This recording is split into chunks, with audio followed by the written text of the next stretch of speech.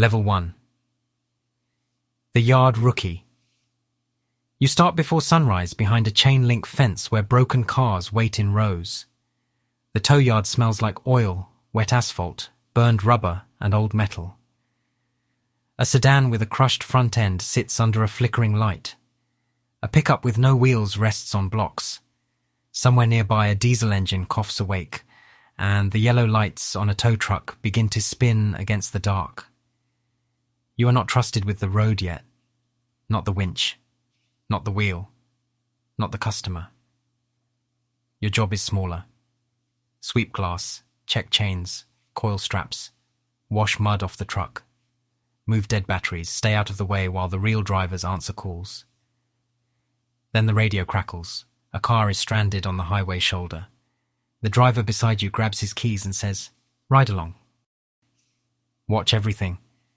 You climb into the passenger seat, heart already moving faster than the truck. How far can you climb when every promotion brings you closer to the road that can kill you? Level 2. The Ride-Along Helper. Your first night on the road teaches you that a tow truck does not feel like a normal truck. It feels like a warning. The cab is dark except for the dashboard lights and the amber glow flashing across the windshield. The radio hisses between calls. Chains rattle somewhere behind you every time the truck turns. The older driver keeps one hand on the wheel and the other near the radio, watching mirrors more than the road ahead. He does not talk much. When he does, you listen. "Never trust traffic," he says. "Not even when it looks slow." The call takes you to the shoulder of a highway where a stalled sedan sits with its hazard lights blinking weakly.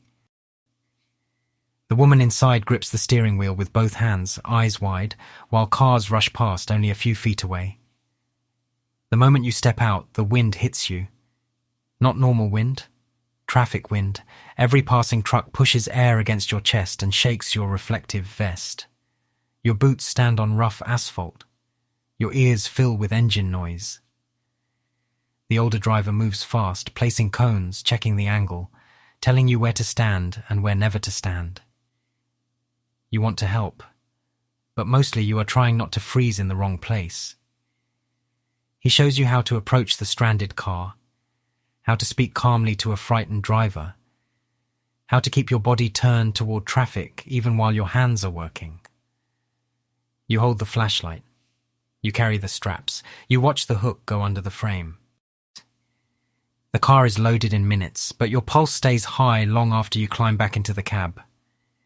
This is when you realize the job is not just towing cars. It is stepping into the worst moment of someone else's night and making sure it does not become worse. Level 3, the hookup tech. You move up when the driver finally stops telling you to just hold the flashlight. Now he tells you to hook the car. The first time he says it, your hands feel too large and too clumsy inside your gloves. You stand beside a disabled SUV in a grocery store parking lot after midnight. The asphalt is wet from earlier rain. The customer stands near the entrance under fluorescent lights, arms crossed, watching every move you make like you are either saving his night or ruining it. You kneel beside the vehicle and reach under the frame. Cold water soaks one knee of your pants.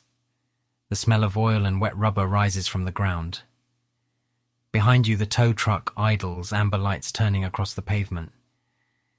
Your job is to find the right point. Not the bumper, not the plastic trim, not something that looks strong but is not. The right point. You slide the hook into place, check the angle, attach the safety chain, then look back at the driver. He does not smile, he only nods once. Now slow on the winch. The cable tightens, the SUV shifts. For 1 second, every sound seems sharper. The motor pulling, the chain settling, the customer breathing behind you, rain dripping from the wheel, well. You watch the hook like your whole future is hanging from it. Because in a way it is. One wrong connection can tear metal, damage the customer's car, snap a cable, or turn a simple tow into another accident. When the SUV finally rolls into place, you exhale without realizing you are holding your breath. If one wrong hook can turn a rescue into another accident, how much trust can you put in your own hands? But soon you will not just hook the vehicle. You will drive the truck alone. Level 4. The light-duty driver. The first time you drive alone, the cab feels too quiet. No older driver beside you. No voice correcting your angle. No one telling you where to stand, where to hook, when to stop, when to breathe. Just you, the wheel, the radio and the amber lights reflecting off the hood. Your first call is a dead battery outside a small apartment complex. Simple, dispatch says. Easy money, dispatch says, but when you arrive, the customer is already angry. He's late for work, standing beside his car in wrinkled clothes, phone in hand, asking why it took so long. You want to tell him the last call ran over. You want to tell him traffic was bad. You want to tell him you are doing your best. And instead you say, "I'll take a look." That becomes the first lesson of driving alone. People do not call you when they are calm. They call when they are stuck, embarrassed, scared, late, broke, or furious. And when you arrive, you become the face of everything going wrong. You jump the battery, you unlock doors, you tow sedans from apartment lots, SUVs from shopping centres, and cars from curbs where parking signs were ignored. You deal with police officers who want the lane cleared, property managers who want vehicles gone, and customers who swear the price was different on the phone. The truck gives you authority, but the road gives you no respect. Every job asks for something different. A better angle, a calmer voice, a tighter hook, a faster decision. You learn to smile when people blame you for problems you did not create. And when you pull away from each completed call, the radio is already waiting with another one. You are finally a real driver. But the easier roads are almost over. Level 5, the highway recovery driver. The first time you work a highway recovery alone, the road feels alive. Not busy, alive. It moves around you in waves of headlights, engine noise, and wind. Cars do not pass you. They rush past you. Trucks shake the shoulder as they roar by. Every few seconds, your reflective vest flashes bright, then dark, then bright again under the tow truck's amber lights. The disabled car is half on the shoulder, half too close to the lane. The driver stands behind the guardrail, scared and silent. Police have not arrived yet. That means for the next few minutes, the scene belongs to you. You park the truck at an angle, giving yourself a shield. You turn on every light.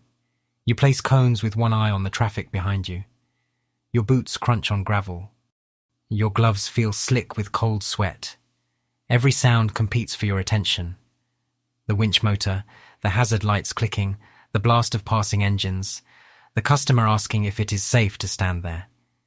You almost laugh. Safe is not the word. You move fast because speed matters here, but you cannot rush. A bad hook takes longer to fix. A missed safety chain can cost more than time. A careless step backward can put your body where a distracted driver is looking at a phone instead of the road. You crouch low, attach the equipment, and feel the air punch your back as an 18-wheeler passes too close.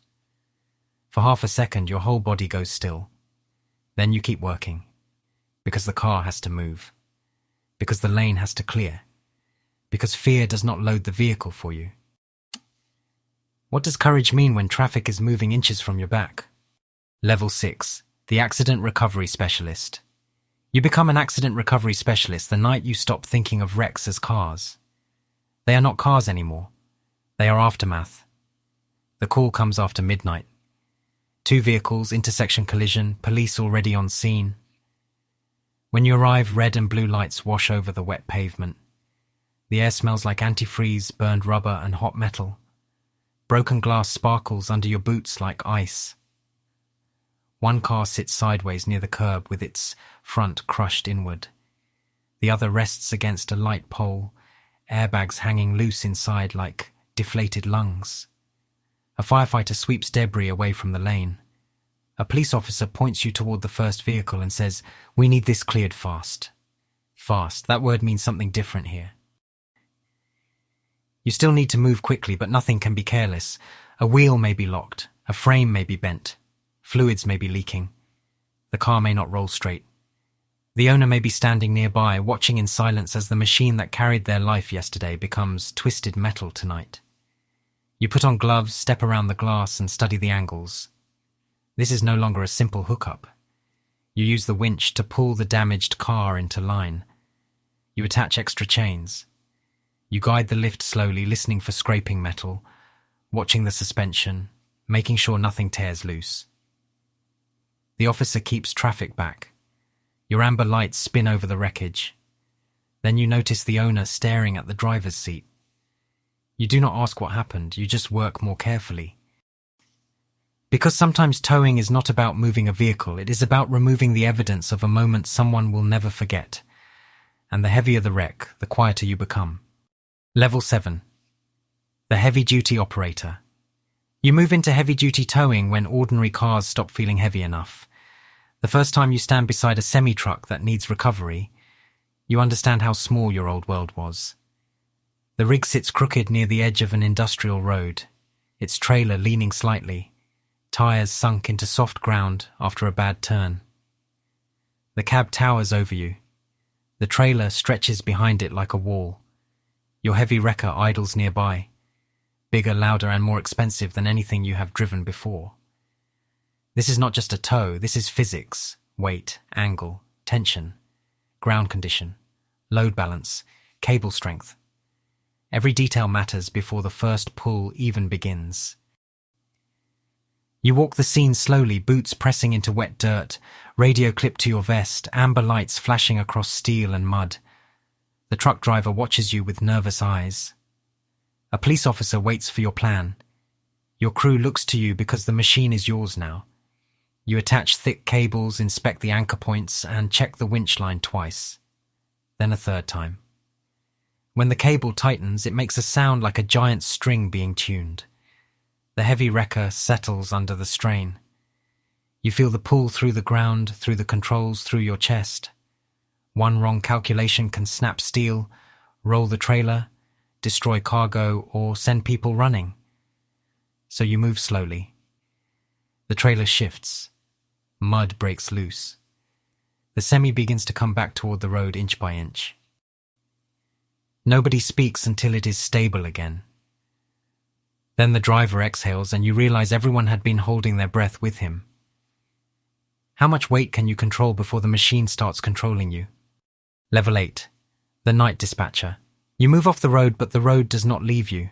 Now your shift begins in a small dispatch room with old coffee, glowing monitors, ringing phones, and a wall map marked with trucks, zones, highways, police calls, and waiting customers. Outside, the drivers are still moving through the dark. Inside, you are the voice deciding where they go next. At first, the chair feels safer than the shoulder. No traffic wind hitting your chest. No rain soaking your sleeves, no 18-wheeler blasting past your back. But then the phone rings. A woman is crying because her car died on the interstate with 2 kids in the back seat. A police officer needs a wreck cleared before traffic backs up for miles. An insurance company wants an ETA. A driver calls in tired and says he needs fuel. Another driver is closer to the emergency, but you know he just finished a dangerous recovery and has been awake too long. Every call wants to be first. Every dot on the map is a person waiting in a bad place. You choose who goes where. Light-duty truck to the apartment lot. Flatbed to the highway shoulder. Heavy wrecker to the industrial road. You watch times, distances, weather, driver fatigue, equipment type, and risk. Then a highway call comes in near a blind curve. For 1 second you imagine yourself standing there again. Amber lights, gravel, traffic wind. You send your most experienced driver, and you stay on the radio until he says he is clear. When every dot on the map is a stranded person, who do you send first? Level 9. The fleet supervisor. When you become fleet supervisor, the trucks stop looking like machines. They become promises. Each one has a driver who trusts it, a customer who needs it, a dispatcher who depends on it, and a company name painted on the side. If a truck fails, the whole system feels it. If a driver burns out, the schedule cracks. If a call goes wrong, the complaint lands on your desk before the next sunrise. Your day starts before the yard wakes up. You walk past rows of tow trucks under pale morning light, checking tires, lights, winch cables, hydraulic lines, chains, straps, fuel cards, inspection sheets, and yesterday's damage reports. You know which truck pulls slightly to the right. You know which flatbed has a weak sensor. You know which driver jokes too much when he is exhausted. You're not just managing equipment. You're managing risk. A driver calls in sick. Another refuses a highway job because he says the shoulder is too narrow. A customer threatens to sue over scratches on a bumper. A police contract requires faster response times. Diesel prices rise, insurance costs climb. One heavy-duty wrecker needs repairs that cost more than a small car. Everyone wants a solution. Drivers want safer conditions. Customers want cheaper service. Dispatch wants trucks available. The owner wants profit. The road wants none of your plans. Then an incident report appears on your desk. Near miss, late night. Passing truck came too close, no injury. You read the words twice. No injury should feel like relief, but it feels like warning. What does leadership cost when your people work beside traffic in the dark? And above you there is only one rank left. The one where every truck, every call, and every risk carries your name. Level 10. The tow company owner. At the top, the yard belongs to you. The fence, the office, the trucks, the contracts, the insurance bills, the repair invoices, the angry voicemails, the police rotation calls, the drivers sleeping badly between night shifts. All of it has your name attached to it now. You stand inside the office before sunrise, looking through the window at the trucks lined up in the yard. Their amber lights are off for the moment. Their hooks hang still. Their chains rest quietly against steel beds. But you know quiet never lasts. A company like this does not sleep. Cars break down at midnight. Wrecks happen in rain. Police call during dinner. Drivers get tired. Customers argue, trucks fail, lawyers send letters, lawyers send. And every emergency comes with a question only you can answer. Who goes what equipment? How much risk? How fast? You once thought owning the company meant escaping the road. But the road follows you into every decision. If you buy a cheaper truck, a driver may pay for it later. If you push response times too hard, someone works faster beside traffic than they should. If you raise prices, desperate customers hate you. If you lower prices, the business bleeds. Then the radio cracks open. Highway recovery. Night call. Narrow shoulder. For a second you are back in the passenger seat on your first ride along, watching amber lights flash across the windshield. Now you choose who goes. After climbing every rank, do you own the company, or does every emergency own a piece of you? You begin behind the fence, a yard rookie sweeping glass, coiling straps, washing trucks, and watching the real drivers leave for calls you are not ready to answer. You learn the sound of chains before you learn the sound of traffic. You learn the weight of a hook before you learn the weight of responsibility. Then you climb, you ride along. You hook up your first vehicle. You drive alone. You work highway shoulders where traffic moves inches from your back. You recover wrecks, operate heavy-duty machines, dispatch drivers through the night, supervise the fleet, and finally own the company that never fully sleeps. At every level, the job changes, but the reason stays the same. Someone is stuck. Someone is scared. Someone has lost control of their night, their car, their schedule, or sometimes their life for a few terrible seconds. And you are the person sent into that moment. So the next time you see amber lights on the shoulder, ask yourself, who is standing there so someone else can get home? If this journey made you see the road differently, like the video, share it, and comment which hidden job you want to experience next.